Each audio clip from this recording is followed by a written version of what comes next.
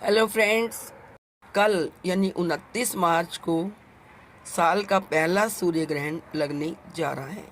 इस बार सूर्य ग्रहण के दिन चैत्र अमावस्या का संयोग भी बन रहा है। जिस दिन चैत्र अमावस होगी उसी दिन ही सूर्य ग्रहण भी लग रहा है। साल का पहला सूर्य ग्रहण 29 मार्च शनिवार को दोपहर 2:21 से शुरू होगा और समापन शाम 6:14 पर होगा। आइए जानते हैं साल का पहला सूर्य ग्रहण भारत में दिखेगा या नहीं। इससे पहले ये जानते हैं कि सूर्य ग्रहण कब लगता है। सूर्य ग्रहण तब घटित होता है जब चंद्रमा सूर्य और पृथ्वी के बीच स्थित हो जाता है, जिससे सूर्य का प्रकाश पृथ्वी तक पूरी तरह या आंशिक रूप से नहीं पहुंच पाता। इस स्थिति में चंद्रमा सूर्य के सामने आकर उसकी रोशनी को आंशिक या पूर्ण रूप से ढक लेता है, जिससे पृथ्वी पर उसकी छाया पड़ती है। सूर्य ग्रहण क्या है? सौरमंडल में ग्रहण भले ही एक खगोलीय घटना हो, लेकिन ज्योतिषियों के अनुसार इसका प्रभाव लाभदायक या हानिकारक भी हो सकता है। ग्रहण चाहे चंद्रमा हो या सूर्य, इसका कुछ न कुछ असर तो पूरी धरती पर, पूरे ब्रह्मांड पर पड़ता ही है, और जिसका असर अच्छा भी हो सकता है और बुरा भी, और लंबे समय तक भी उसका असर रह सकता है। कल यानी 29 मार्च साल का पहला सूर्य ग्रहण लगने जा रहा है, जो कि भारत में दिखाई नहीं देगा, लेकिन इसका असर तो रहेगा ही। इसलिए हमें सूर्य ग्रहण के दौरान विशेष सावधानियां बरतनी हैं। साथ ही कल शनि अमावस्या का दिन, जो कि पितरों को समर्पित होता है। ज्योतिष शास्त्र में सूर्य ग्रहण को एक महत्वपूर्ण खगोलीय घटना माना जाता है, जो कि आध्यात्मिक दृष्टि से भी खास महत्व रखती है। इस बार का सूर्य ग्रहण आंशिक है। जब चंद्रमा सूर्य और पृथ्वी के बीच में आ जाता है, तब यह खगोलीय घटना घटित होती है, जिसे सूर्य ग्रहण कहा जाता है। हालांकि साल 2025 के पहले सूर्य ग्रहण को लेकर यह सवाल उठ रहा है कि क्या यह भारत में दिखाई देगा या नहीं, और इसका समय क्या होगा। आइए जानते हैं विस्तार से। भारत में साल का पहला सूर्य ग्रहण चैत्र मास के शुक्ल पक्ष की अमावस्या तिथि यानी 29 मार्च कल लगेगा। यह सूर्य ग्रहण आंशिक होगा। यह भारत में दिखाई नहीं देगा, लेकिन मूल रूप से यह सूर्य ग्रहण दक्षिण अमेरिका, आंशिक उत्तरी अमेरिका, उत्तरी एशिया, उत्तर पश्चिम अफ्रीका, यूरोप, उत्तरी ध्रुव, आर्कटिक महासागर और अटलांटिक महासागर में दिखाई देगा। भारतीय समय के अनुसार 29 मार्च इस ग्रहण की कुल अवधि 3 घंटे 53 मिनट तक रहने वाली है। आइए जानते हैं सूतक काल मान्य होगा या नहीं। क्योंकि यह ग्रहण भारत में दिखाई नहीं देगा, इसलिए यहाँ इसका सूतक काल भी प्रभावी नहीं होगा। इसका सीधा अर्थ यह है कि इस ग्रहण का भारत या दुनिया पर किसी भी तरह का भौतिक, आध्यात्मिक, धार्मिक या सूतक प्रभाव नहीं पड़ेगा। इस अवधि में भारत के लोगों की दिनचर्या पहले की तरह सामान्य बनी रही। शास्त्रों के अनुसार ग्रहण का प्रभाव केवल उन्हीं क्षेत्रों में पड़ता है जहां ये दिखाई देता है। चूँकि भारत में यह ग्रहण दृश्यमान नहीं होगा, इसलिए इसका कोई भी इफेक्ट भारतवासियों पर नहीं होगा। क्या करें, आइए जानते हैं। सूर्य ग्रहण के बाद गंगा जल से स्नान करें। पूरे घर और देवी देवताओं को शुद्ध करें। ग्रहण लगने से पहले खाने पीने की वस्तुओं में आप कुशा रख दें, यानी क्या दूर्वा के पत्ते डाल दें। ग्रहण के दौरान सीधे सूर्य को देखने से बचना चाहिए। कभी भी नंगी आंखों से ग्रहण को नहीं देखना चाहिए। ग्रहण के दौरान बाहर जाने से बचें। साथ ही ध्यान रखें कि आप कोई गलत काम ना करें। ग्रहण के दौरान चाकू, कैंची आदि को या कोई भी हथियार को छूना नहीं चाहिए और ना ही उसका इस्तेमाल करना चाहिए। लेकिन सूर्य ग्रहण का प्रभाव कुछ ना कुछ तो होता ही है। इस ग्रहण के दौरान खाने पीने का भी परहेज करें। ज़्यादातर शिव भगवान की पूजा करें या अपने इष्ट देव की पूजा आराधना करें। ग्रहण के बाद हनुमान जी की उपासना भी आप कर सकते हैं। आइए अब जानते हैं ग्रहण के दौरान खाना पीना वर्जित क्यों होता है? धार्मिक शास्त्रों में बताया गया है कि सूर्य ग्रहण के दौरान कुछ भी नहीं खाना चाहिए। इस बात का स्कंद पुराण में भी उल्लेख है कि सूर्य ग्रहण के दौरान भोजन करने से सेहत पर गलत असर पड़ता है। यह भी बताया गया कि सूर्य ग्रहण के समय भोजन करने से सारे पुण्य और कर्म नष्ट हो जाते हैं। सूर्य ग्रहण का बहुत अधिक ज्योतिष, धार्मिक और वैज्ञानिक महत्व होता है। धार्मिक दृष्टि से देखा जाए, चाहे चंद्र ग्रहण हो या सूर्य ग्रहण, इसका कारण राहु और केतु माने जाते हैं। ज्योतिष विद्या के अनुसार ये ग्रहण केतु के कारण लगने वाला है।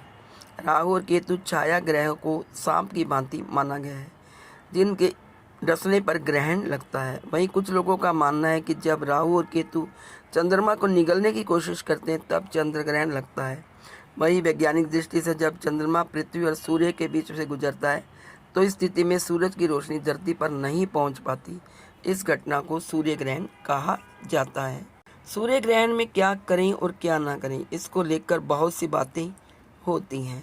माना जाता है कि सूर्य ग्रहण के दौरान पूजा पाठ से लेकर किसी भी तरह के शुभ कार्य को करने की मनाही होती है। यहाँ तक कि शास्त्रों में ग्रहण के दौरान भोजन पकाने और खाने की भी मनाही होती है। सूर्य ग्रहण के दौरान कुछ बातें ऐसी हैं जो हमें अपने पूर्वजों से, बुजुर्गों से सुनने को मिलती हैं, जैसे कि सूर्य ग्रहण के दौरान स्नान ना करें, हमेशा उसके पहले और बाद में स्नान करें।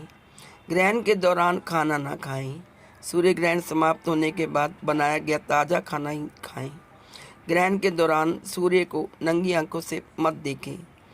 सूर्य ग्रहण के दौरान भगवान का ध्यान करें, भगवान का भजन करें, उनके मंत्रों का जाप करें, अपने इष्ट देव की पूजा करें। ग्रहण से पहले और बाद में स्नान करें, यह बात आंशिक तौर पर सही है। दरअसल गर्भवती महिलाओं को सूर्य ग्रहण के बाद ठंडे पानी से स्नान करने की सलाह दी जाती है। ठंडा पानी हमारी वैगस नर्व यानी मस्तिष्क को पेट से जोड़ने वाली को एक्टिव करने में मदद करता है, जो रिलैक्सेशन और डाइजेशन या पैरासिम्पैथेटिक नर्वस सिस्टम के लिए जिम्मेदार होती है। इस तरह यह पाचन यानी डाइजेशन में मदद करता है, जिससे मन और शरीर दोनों को आराम मिलता है। दूसरा, ग्रहण से कम 2 घंटे पहले भोजन करें, यह बात सही है। इसके पीछे भी कुछ कारण हैं। सूर्य की नीली और अल्ट्रा वायलेट रेज प्राकृतिक कीटाणुनाशक यानी नेचुरल डिसइंफेक्टेंट के तौर पर काम करती हैं। सूर्य ग्रहण के दौरान उनकी इंटेंसिटी और वेवलेंथ अन्य दिनों के समान नहीं होती, जिसके चलते किरणें हमारे भोजन को साफ करने की अपनी सामान्य भूमिका नहीं निभा पाती। इसलिए यह सलाह दी जाती है कि सूर्य ग्रहण से कम 2 घंटे पहले भोजन करें। इसके अलावा सूर्य के बिना हमारे शरीर का ऊर्जा स्तर कम हो जाता है, जिससे डाइजेशन प्रोसेस भी धीमी हो जाती है, जो एक और वजह है कि इस समय खाने से बचना चाहिए। तीसरा, सूर्य ग्रहण समाप्त होने के बाद तैयार किया गया ताज़ा भोजन खाना खाएं, यह बात सही है।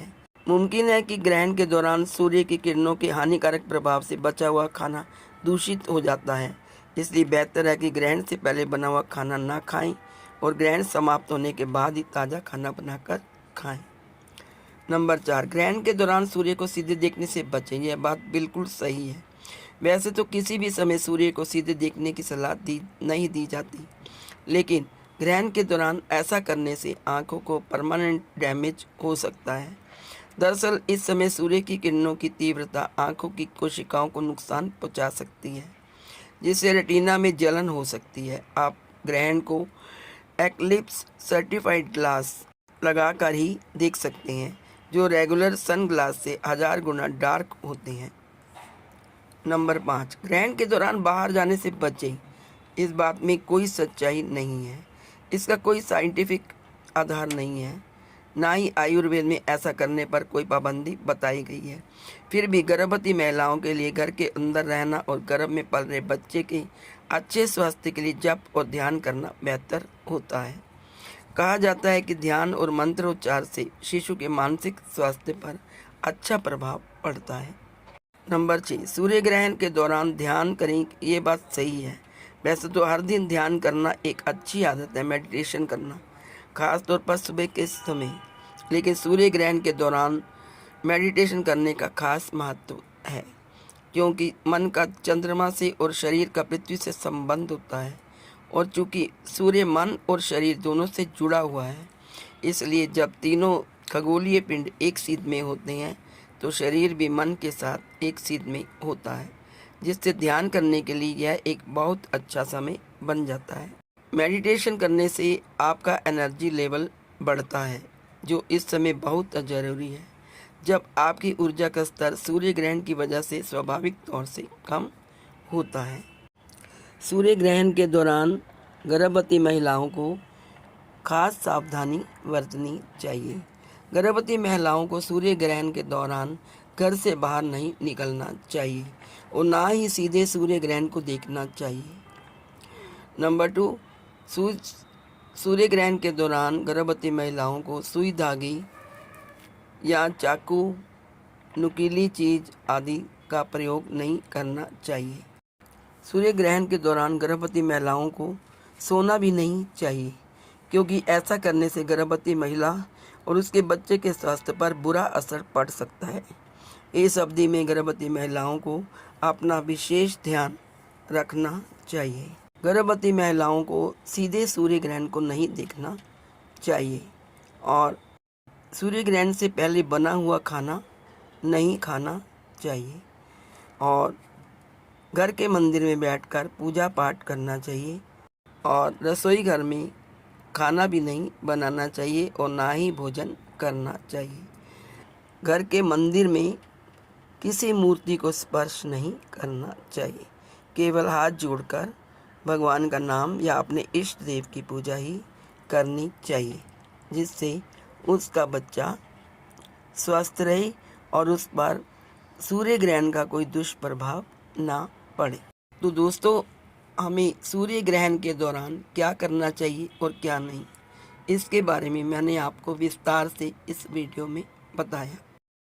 तो ये थी संपूर्ण जानकारी कल 29 मार्च को लगने वाले सूर्य ग्रहण की। यदि वीडियो अच्छी लगी हो तो प्लीज़ एक लाइक ज़रूर करिए और यदि आप चैनल पर नए हैं तो चैनल को सब्सक्राइब अवश्य कर दें। Thank you so much.